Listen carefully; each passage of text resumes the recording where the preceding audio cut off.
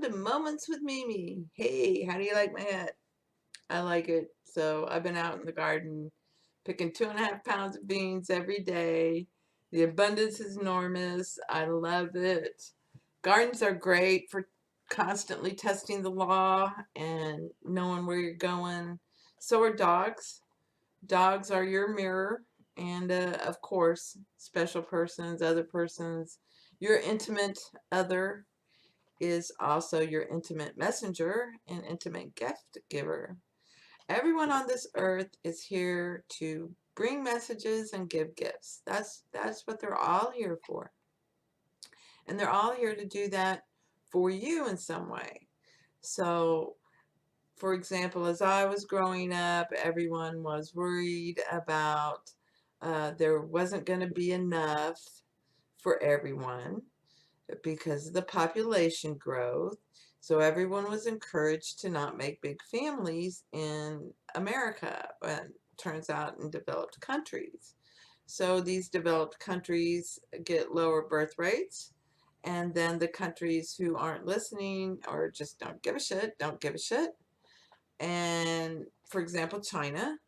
And then China decided, okay, well, if we're going to be a developed nation, then we're going to say no more than one kid. And they had the one kid rule for an entire generation. And then they realized they have a bunch of boys, because if you had a boy, it was one. And if you had a girl, well, you could have a second baby. But they ended up with a bunch of boys and no girls. And so then they decided, okay, y'all can have more than one baby, but the idea was to get it into people's heads, and it worked, that, don't have more than one or two. And a lot of that reasoning gets behind, this thought of lack of. It's one of the reasons GMO got put into place. We're going to make enough food for everybody in the world, and we can. That's not a problem. If Europe wants, and Asia or whoever wants to say, no, no GMO for us, okay, great. It's just grafting. It's cellular grafting. That's all it is. It's the same thing, just at a cellular level, as grafting different kinds of citrus onto the tree of an orange, onto the trunk of an orange tree. So it's the same thing. Now, you can try to GMO a bug to not eat the corn all you want, and it will work. You'll GMO it out of there. But in the end, you still believe bugs can eat the corn, so some new bug will come along to eat the corn just to prove your belief to you. So in gardening, one of the exciting things you can do is, as long as you're building that good soil, and that's relatively easy, then you really don't have to do anything except love on it and tell it how much you love it, and imagine it's all big and full of fruit and how healthy it is and wonderful. And I'm going to give you an example here. So we've been doing that, and I've got some beautiful nardellos and some beautiful Carmen peppers. And then my husband there were 3 plants that were kind of small, and he's been going on and on about, there's something wrong with these plants. And then they got these black on their leaves, and, he read and I read in the past that it was bad seed. And so he's convinced that it's the bad seed. He pulled up those 3 plants. And for me, it was more like, well, okay, that's great, but there's really no bad mold or bad bacteria. It's just bacteria, okay? And it's not hurting a thing. So that was a belief that, that you pick up. I had read it, I had believed it, that could happen, that seed could be bad.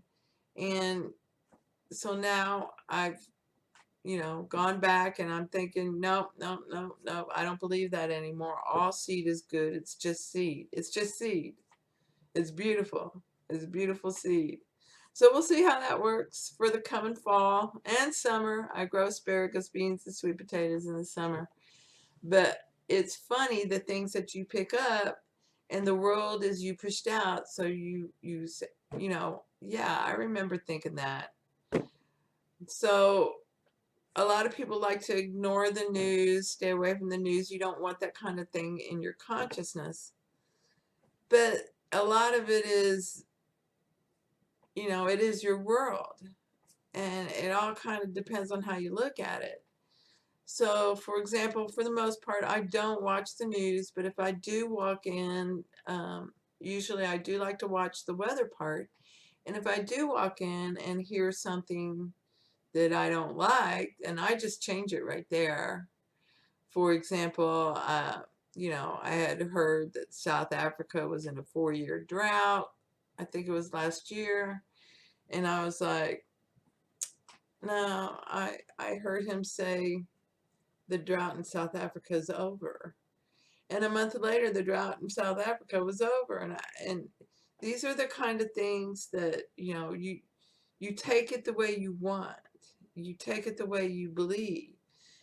You are strong enough to negate it and walk away, change it, whatever. It's up to you. It's not really news. It's all an opinion. It's somebody else's opinion. And that's really why you don't watch it. Not because of the news itself. It's because it's somebody saying this story is the story that we're going to highlight because this is what I believe, and we're going to spin it that way. And that's why you don't watch the news. It's just another person's opinion. Now, when it comes to entertainment and things like that, there's messages in there. That's the story. It's always the story. It's the same story told different ways. And Shakespeare was one of the greatest in telling us all these things in all his works. The sonnets are his way of doing the Psalms. And I've already explained Taming of the Shrew and how it explains the law and imagination and consciousness and the fight between the two and how the two become one. It's a great story. But one of the greatest things he ever said is a rose by any other name would smell as sweet. It doesn't matter if you call it a garbage or you call it a piece of shit. That flower is still going to smell as sweet, whether you call it a piece of garbage or you call it a rose. It doesn't matter. And it's the same thing. It doesn't matter which story you choose to believe. It's going to be the same no matter what, whether it's the 12 fruits of the tree of life, the 12 gems on Aaron's breastplate, the 12 tribes of Israel, the 12 disciples, the 12 sons of Odin, the 12 imams. It doesn't matter. It's still the same story. It's about the 12 laws. It's about these laws. It's about being Peter the Rock. That is, this is what I have declared, and I'm keeping that good mental diet, and nothing is going to come in that says otherwise. I erase, erase, erase. Imagine a great big eraser, and you just erase, erase, erase. Any way that works for you. And I think that's what trips up a lot of people. You can be told techniques, you can be shown techniques. People can tell you, oh, I did this, it worked great, blah, blah, blah. It doesn't mean it will work great for you. And then when you try it and it doesn't work great for you, you wonder, what are you doing wrong? You're not doing a thing wrong. You just haven't found what resonates with you and what works for you. Now, one of the hardest things people don't understand or don't know how to deal with is detachment. As long as you're desiring, as long as you see you don't have what you've imagined having, as long as that is going on, you're still hanging on to that old man. The old man's dead. Ooh, stinky, go away. Ooh, erase, erase, erase, erase, erase. I'm the new man now. And a great way of building confidence is to watch movies of that you enjoy, that show that kind of confidence. So, for example, the Cuban Fury that I've mentioned and Kelly's Heroes. Uh, but one of the ones that really gets me, it doesn't matter what movie he does, is always about he is this man and he is confident in being this man, is Jet Li. Jet Li is amazing. If you haven't seen Kiss of the Dragon or Fearless or any of his movies, really, he is always that man. He's confident and he's sure, and he just knows that if he stays calm, he's going to get out of whatever situation he's in. And this is the story, isn't it? Yes, it is. That's the story of life. So one of the things that detach, what you're really here is to experience. What you choose to experience, how you choose to experience, that's up to you. Those are states of consciousness. You're going to pick a state, and then that you're going to do whatever that state implies. So if you have the, and at our core, we're all victim bully state, and that is the final state that you destroy. And then you become Joshua. You become the great Joshua. You are Jesus. You are the God of your world. There's nothing you can't have or do. And it's not Rita, it's God. Rita's just the vessel. Rita's just the role. Okay? It's the pearl inside. It's the untarnished being in your core. And to break free of that victim bully mentality is that's a lifelong, conditioning that you've had. So you can't have 10 children. You got to have two for the greater good. And y'all know how I feel about the greater good. The greater good. No, no, I don't have to suffer so the greater good can suffer less. Okay? It really comes down to no one needs to suffer. Everyone is me pushed out. So there's plenty for all. All are doing great. And whatever you're seeing that's bugging you, uh, for example, we had a troop of homeless people had gathered under the bridge near our house. This is just bothering my husband like crazy. And I had imagined them being happy and not there, finding other things that they could do. But then it occurred to me that at one point in my life, I thought I might end up being homeless and a bag lady. So I erased. And I don't believe in homelessness. No, I'm sorry. Everybody has a place to lay their head, a pillow, and a nice mattress, and a roof over their head that protects them from the wind and the rain and the weather on the outside. And it's lovely, and everybody likes that and loves that.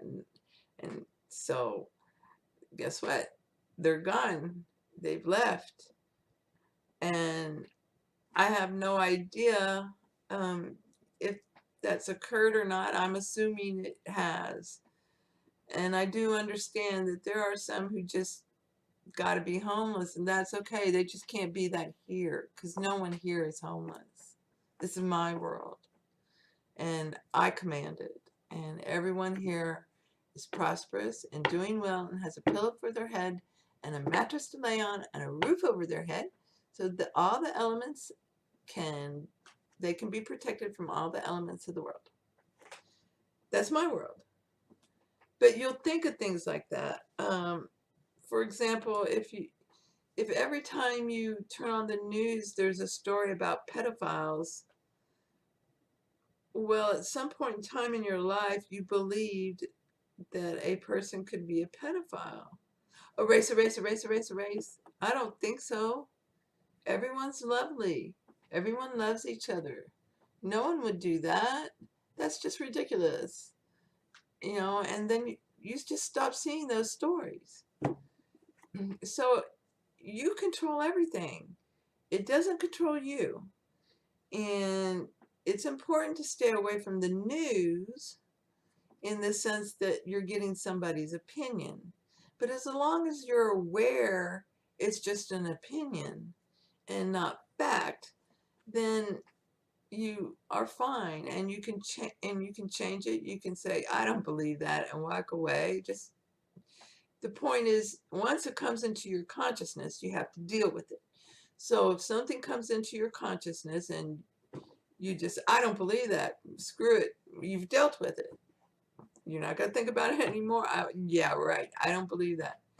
You know, you, and that's important, because if you don't deal with it, if you pull a Scarlett O'Hara and say, I'm not going to think about that now, I'm going to think about that tomorrow, you've basically taken this thought that's come into your consciousness and you put it into the corner, and you're ignoring it.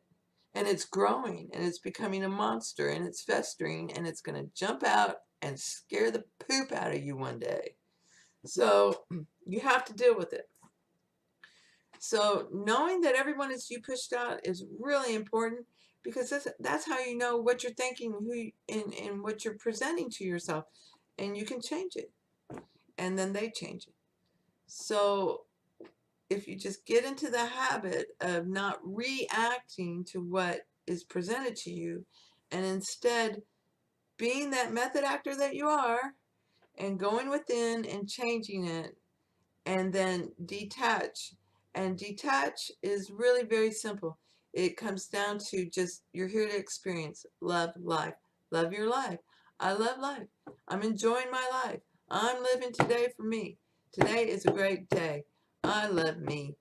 And before you know it, all kinds of things start coming to you.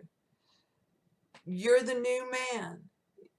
You're happy and you're living life. And that's what it's about. So understand the struggle. It's just you trying to cut that cord from the old man. Stop looking back. You'll become that pillar of salt like Lot's wife. Nobody wants to be that. So if you just think about it and understand that it's all you, and that's not a bad thing, that's a good thing, and you can change it, and you'll realize how sweet it can all be. It's really difficult when you've been kept busy all your life,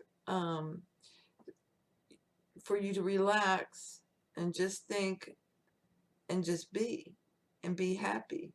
I'm happy. It's a beautiful day. The air is dry. The sun is out. I have big blue sky with big fluffy white clouds. I have tons of hot peppers and sweet peppers on the vine. I have tomatoes ripening. I'm picking 2.5 pounds of beans every day. I walk my lovely dog, and all the children in the neighborhood love my bulldog. And they all come up and pet him and say, hi, Bolt. And he just loves it. And all my neighbors love me, and they love my husband, and they love my dog, and life is sweet, and I'm enjoying it. And there's no reason to look for something to struggle with, and that's what we've been conditioned to do. Go find something that needs to be fixed. Well, you're perfect. You don't need to be fixed. Just imagine what you want and go enjoy life. I hope this helps a little bit. I know I can ramble sometimes, but I do enjoy these videos, and I hope this helps. And blessings to you, and thank you for being you.